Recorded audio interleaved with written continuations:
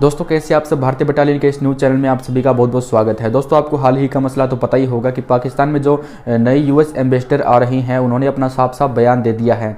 उन्होंने कहा है कि जो पाकिस्तान में माइनॉरिटीज़ है उनके साथ सही से सलूक नहीं किया जाता है, पाकिस्तान को इस चीज़ को सुधारने की ज़रूरत है। उन्होंने साथ साथ ये भी कहा कि पाकिस्तान जो आतंकवादियों को सपोर्ट करता है उसके ऊपर भी रोक लगनी चाहिए और पाकिस्तान में काफ़ी सुधारों की ज़रूरत है। दोस्तों ऐसे बयानों को सुनकर पाकिस्तान की मीडिया में बिल्कुल हड़कंप मच चुकी है। आप देखेंगे इस डिबेट के अंदर कि किस तरह से साजिद तारिक पाकिस्तान के जो अंदरूनी मामले हैं उनको खुलकर सामने बता रहे हैं और साथ ही साथ उन्होंने आरएसएस के ऊपर भी सवाल उठाया है। उन्होंने कहा है कि जो डेवलपिंग कंट्रीज होती है, भारत पाकिस्तान जैसे देश होते हैं, विकासशील जो देश होते हैं, उनके अंदर ऐसी चीज़ें होती हैं, उनके अंदर हमेशा से ऐसी चीज़ें होती है, माइनॉरिटीज़ को दबाया जाता है। लेकिन दोस्तों ऐसा इंडिया में बिल्कुल भी नहीं है। इंडिया में किसी मुसलमान को कोई भी प्रॉब्लम नहीं है। लेकिन उन्होंने साफ साफ कहा है कि भारत के अंदर जो आरएसएस है वो ऐसे मसलों को उठाता है जैसे कि पाकिस्तान में होता है। उनका कहना है कि बिल्कुल सेम टू सेम ऐसा इंडिया में भी होता है। दोस्तों पूरी डिबेट बिल्कुल ध्यान से देखिएगा। अगर आपको पसंद आए तो चैनल को सब्सक्राइब जरूर कर दीजिएगा। जय हिंद, जय भारत। चलिए दोस्तों वीडियो को शुरू करते हैं।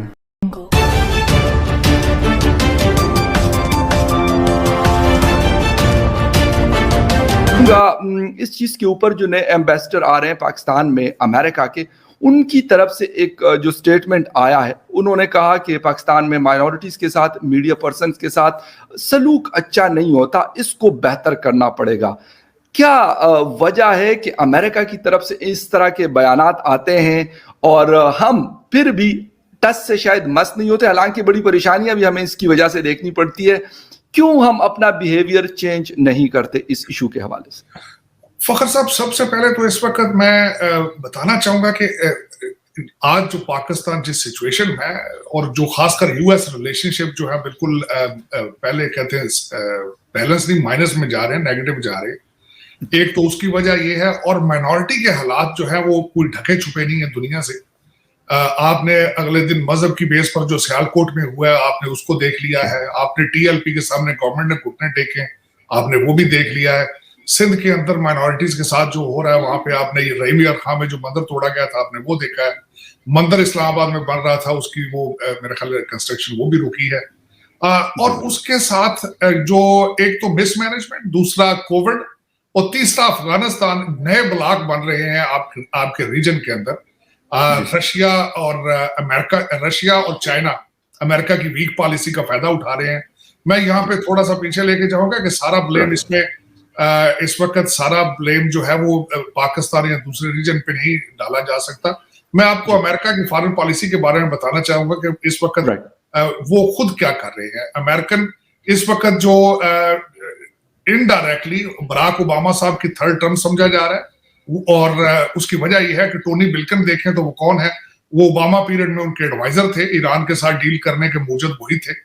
तो आजकल अगर आपने देखना हो अमेरिका की फॉरेन पॉलिसी तो वो बिल्कुल वही है जो बराक ओबामा दौर में थी। और बराक ओबामा दौर में अमेरिका की फॉरेन पॉलिसी बहुत वीक थी। उसमें मैं यहाँ थोड़ा सा एजुकेट करना चाहूंगा आपके देखने वालों को कि यहाँ पे जो डेमोक्रेट पार्टी और रिपब्लिकन पार्टी, उनके दो मुख्तलिफ मैंडेट हैं। जो पेंटागन है, जो जिसका इम्पैक्ट फॉरेन पॉलिसी पे होता है, वो ज्यादातर इन्फ्लुएंस होता है या स्ट्रांग होता है during the Republican leadership. Trump period में जब उनका डॉक्ट्रिन था कि अचीविंग पीस थ्रू स्ट्रेंथ, तो वो फौज को स्ट्रांग करते हैं, पेंटागन को स्ट्रांग करते हैं, उसी वजह से वो फॉरेन पॉलिसी पे ज्यादा तवज्जो देते हैं। लेकिन आज चीजें जो हमारे एम्बेसडर साहब हैं, वो जो अमेरिकन एम्बेसडर के हैं, उन्होंने जो स्टेटमेंट दी है, इट रिफ्लेक्ट्स कि the relationships are tense, relationships are hardly exist. जिस तरीके से जो मेरी ओपिनियन है कि अमेरिका खुद उनको अभी जमहूरियत पे समिट करनी पड़ी अपने ग्रुपिंग करने के लिए, अपना प्रोपेगेंडा करने के लिए, सिविल राइट्स पे, आपकी अथॉरिटेरियनिज्म पर और आपकी करप्शन पे। तो ये क्योंकि उसकी वजह ये है कि democracy has issues internationally, not only in America, it has to work on it. लेकिन उन्नका पाकिस्तान की तरफ इस वक्त इशारा करना ये रिफ्लेक्ट करता है कि हमारे रिलेशनशिप ना होने के बराबर अमेरिका के साथ। और उसके बाद ये जो उन्होंने कहा है कि काम करना होगा, ये तो पाकिस्तानी जो भी डिसीजन मेकर है उनकी जिम्मेदारी बनती है कि हालात को बेहतर करें। लेकिन अफसोस के साथ कि इस वक्त जो आपकी पॉलिटिकल, इस वक्त आपकी सियासी इंस्टेबिलिटी है, इस वक्त खान साहब जो है उनकी पूरी ग्रिप नहीं है. He is almost very close to lose the confidence of the people. क्योंकि आप देखें कि एक तो महंगाई है, महंगाई को तो लोग खैर डाइजेस्ट कर जाते हैं, लेकिन महंगाई प्लस करप्शन ये दूसरी चीज जो है ज्यादा खतरनाक है. आपके एक रूलिंग एलीट जो 15-20 हजार लोग हैं, वो एक प्राडो नहीं है, 5-5, 6-6 प्राडो लैंड क्रूजर्स में घूमते हैं. लोगों के पास एक वक्त का खाना नहीं है. 15 से 20 हजार जो बंदा है उसकी अगर आप बजट बनाए तो चीखें निकल जाती हैं. लेकिन आपके इस्लामाबाद की के कान आंखें बंद हैं, और अल्लाह जानता है वो किस तरह खुलेंगी. मेरी समझ से बाहर है, क्योंकि मैं कई दफा इस डिस्कशन में गया हूँ. I consider my self a political scientist. मैंने फखर साहब आपके देखने वालों को ये नहीं बताया कि मैं originally bye education I am a lawyer and I am a third generation lawyer.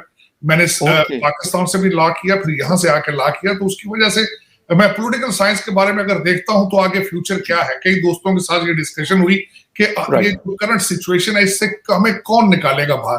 तो मुझे उसकी डिसअपॉइंटमेंट ये हो रही है कि आगे कहते इस वक्त अपोजिशन आपकी श्योर करती है कि फेयर इलेक्शन दोबारा इसका हल है. लेकिन उसमें फखर साहब यही जो लोग हैं जो इस वक्त मांगे तांगे जो इलेक्टेबल्स खान साहब ने इकट्ठे किए थे दूसरी पार्टियों से, ये फिर अपनी पार्टियों में जाएंगे और फिर यही ये फिर वापस आ जाएंगे. आज की जो कैबिनेट है वो सारी परवेज मुशर्रफ दौर की कैबिनेट है. प्लस कुछ लोग ऐसे हैं जो खान साहब लेकर आए थे, वो उनके पास सिर्फ एक ही आर्ट था कि वो शौकत खानम के लिए अमेरिका, इंग्लैंड, कनाडा में वो पैसे इकट्ठे करते थे, फंडिंग करते थे. ले लिया गया. दूसरे लोग जो इलेक्टेबल हैं आपके, वो सारे पीपल्स पार्टी नून लीग से आए, वही लोग वापस जाएंगे, दोबारा वही कैबिनेट बनाएंगे. तो रिलीफ मुझे कोई नजर नहीं आती. अनलेस डिसीजन मेकर है जो इस वक्त वो कहते हैं ना people are calling the shots, वो करें कि हमने आगे किस डायरेक्शन पे जाना है. उस पे मेरा एक और भी लास्ट पॉइंट फखर साहब, इस वक्त आपकी तकरीबन जो 15-20 हजार रूलिंग एलीट है, दे आर नॉट पाकिस्तानीज. उनके सब उनकी फैमिलियां सब लंदन, कनाडा और अमेरिका में बैठी है. उनकी इनकम डॉलर्स में है. उनका कोई डिसीजन भी पाकिस्तान के इंटरेस्ट में नहीं है. मैं हमेशा ये दुआ करता हूं कि अल्लाह ताला पाकिस्तान को पाकिस्तानी लीडर दे जिसका मरना जीना पाकिस्तान के साथ हो. इस वक्त आपकी कैपिटल इस्लामाबाद नहीं है, लंदन है. लंदन से जाते हैं लोग लूट के वापस आते हैं. तो अगर जब तक वो आपको वो ऐसा निजात दहिंदा नहीं मिलेगा जिसका सारा इंटरेस्ट टोटली पाकिस्तान के साथ हो, तब तक आपको लिए कोई रिलीफ नजर नहीं आ रही. आई 100% एग्री विद यू सर. बाकिर साहब, हमारे जो बाकिर रजा साहब हैं, हमारे स्टेट बैंक के गवर्नर, IMF के लिए काम करते हैं. इससे पहले हफीज शेख साहब थे, वो IMF के साथ काम करते रहे. बहुत सारे लोग हमें यहाँ कैबिनेट में जो भी नजर आते हैं, क्योंकि मैं खुद इस्लामाबाद को कवर करता हूँ, तो ज्यादातर यही लोग मुझे जो इम्पोर्टेड लोग हैं, आपकी बात बिल्कुल सही है कि ये लोग नजर आते हैं. सर, लश्कर तैयबा और जैश मोहम्मद के हवाले से हिंदुस्तान का तो बड़ा सख्त किस्म का स्टांस रहा है. अक्सर वो इस पे बात करते हैं जब भी हम देखते हैं. लेकिन अमेरिकन का ये कहना कि पाकिस्तान इनको कंट्रोल करे, हालांकि अब बहुत सारे इंडियन दोस्त भी हमारे कहते हैं कि अब उस तरह की जो पहले हुआ करता था, मतलब LOC के जरिए कश्मीर में इंटरफेरेंस हुआ करती थी, वो अब नहीं है. लेकिन इसके बावजूद इस तरह की स्टेटमेंट देना, क्या वजूहात है इसके पीछे से? देखिए, अगर देखा जाए तो डेवलपिंग कंट्री का एक बड़ा एक चीज सारे डेवलपिंग कंट्रीज में है कि मजहब कार्ड खेला जाता है. मजहब की बेस पे मजहब के साथ अपने नताइज कोशिश की जाती है. जिस तरह आप यहाँ पे लश्कर तैयबा कह रहे हैं, आपके बॉर्डर के दूसरी साइड पे RSS है, वो अपना बिल्कुल वही बंदित्वा का आइडिया लेके चल रही है. तो ये अनफॉर्चुनेट रियलिटी है कि हमने मजहब को सियासत में अपने मकासद के लिए घसीट के ले आते हैं, और यही पाकिस्तान में भी हो रहा है. मेरा मकसद है कि चीजें आउट ऑफ कंट्रोल है. अब देखें, मैं सबसे बड़ी मिसाल यहाँ पे आपको दूंगा आपकी रूलिंग पार्टी की, PTI की. जब कंटेनर पे थे तो उस वक्त म्यूजिक चल रहे थे, बच्चियां डांस कर रहे थे. आज वही दोबारा कह रहे हैं कि हम TLP के साथ अपनी सीट एडजस्टमेंट करेंगे. तो ये मेरा मकसद है कि अफसोस के साथ मैं ये कहूंगा कि हमने मजहब को मजाक बना रखा है, चाहे उनको किस चीज के लिए यूज करें. वो पाकिस्तान में ये हो रहा है, दूसरी साइड पे हिंदुत्व का आइडिया है. वहां इलेक्शन होते हैं तो वहां मुसलमानों की शामत आ जाती है, वहां पे इलेक्शन हो तो कश्मीर पे सख्ती शुरू हो जाती है. यहाँ हम अपने मकासद के लिए लश्कर तैयबा और ऐसी दूसरी जो ऑर्गेनाइजेशंस हैं उनको यूज करते हैं, लेकिन this is unfortunate. Right sir, एक तो ये वाली चीज होगी, मतलब इमरान खान साहब की जब भी हम स्पीच सुनते हैं सर किसी भी फोरम के ऊपर, तो वो कहते हैं कि हमारा मसला जो है बेहयाई है, और मतलब इस तरह की बातें करते हैं। इवन अमेरिकन टेलीविजन के साथ उनके इंटरव्यूज हमने देखे, TRT के साथ हमने उनका इंटरव्यू देखा, वहां पे सर बार बार इन चीजों का जिक्र करते हैं। हालांकि खुद मतलब ऑक्सफोर्ड में पढ़े हुए हैं, लंदन में रहे हैं, क्रिकेट के लिए, और हमें पता है क्रिकेटर्स की लाइफ किसी और तरह की होती है। तो फिर सर अवाम को आज जिस तरह आप कह रहे हैं कि कंटेनर पे थे तो 24 घंटे म्यूजिक चल रहा होता, डीजे भट्ट साहब जो है वो मतलब 4-4 महीने इनके साथ रहा करते थे, लेकिन राइट नाउ वो कहते हैं कि नहीं जी ये सारी चीजें हमें छोड़नी पड़ेगी और हमें कोई मतलब रिलीजन की जानिब जाना पड़ेगा। हालांकि सऊदी अरेबिया जिसको हम फॉलो करते हैं वो किसी और डगर पे चला हुआ है और हम किसी और तरफ जा रहे हैं। देखिए उसमें खान साहब खुद ये मैं एक्सप्लेन करने की कोशिश करता हूं कि इस वक्त हमने पाकिस्तान की फॉरेन पॉलिसी को कंफ्यूज कर रखा है।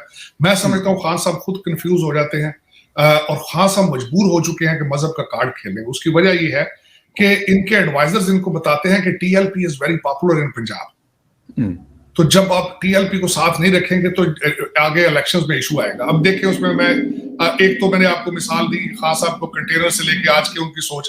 यहाँ अमेरिका से वापस गए थे जब डोनाल्ड ट्रंप को मिलके, तो ये कहते थे कि मैं इस तरह जीत के आया हूँ जिस तरह वर्ल्ड कप दोबारा जीत के आया। उसके बाद उसी अमेरिका के साथ इन्होंने कहा नॉट, डेफिनेटली नॉट। अगले दिन समिट में नहीं आए, उनके डेमोक्रेटिक समिट में। तो इसमें खान साहब भी कंफ्यूज है, आपके कंट्री भी कंफ्यूज है, दुनिया को भी नर्वस कंफ्यूज इन्होंने कर रखा है। और खासकर उसमें अफसोस, अब मैं जिस तरह आपने सऊदी अरेबिया की बात की, सऊदी अरेबिया की एक स्ट्रेटेजी है, लोगों को सारी दुनिया को पता है कि सऊदी अरेबिया से डील किस तरह करना है। ईरान है, उनकी अपना एक स्टैंड है, सारी दुनिया को अंदाजा है कि उनके साथ डील किस तरह करना है। लेकिन पाकिस्तान के ऊपर सबसे बड़ा जो एक ब्लेम लगाया जाता है वॉशिंगटन DC में, वो ये लगाया जाता है कि डबल गेम खेलते हैं आप। अब दोनों साइडों से आपके ऊपर इस वक्त आपको नॉन ट्रस्ट वर्दी एलाइज, पहले भी आपकी देखें आप उनके एलाइज थे ओबामा पीरियड में जाके देखें, लेकिन आपके ऊपर सबसे ज्यादा ड्रोन अटैक किए गए ओबामा पीरियड में। अब किस तरह के एलाइज थे उनके साथ कि एक साइड पे आपको वो एड भी दे रहे हैं, एक साइड पे आपके साथ सारे US एड के आपके प्रोजेक्ट चल रहे हैं, दूसरी साइड पे सुबह शाम ड्रोन उड़ रहे हैं वहां। तो इसी तरीके से आज भी जो 22 रिपब्लिकन सेनेटर्स ने बिल पेश किया था, उसमें से आप अगर रिजल्ट देखें पाकिस्तान का, तो उसमें से ये नजर आती है क्लियर बात कि वो आपकी डबल गेम से खुश नहीं थे।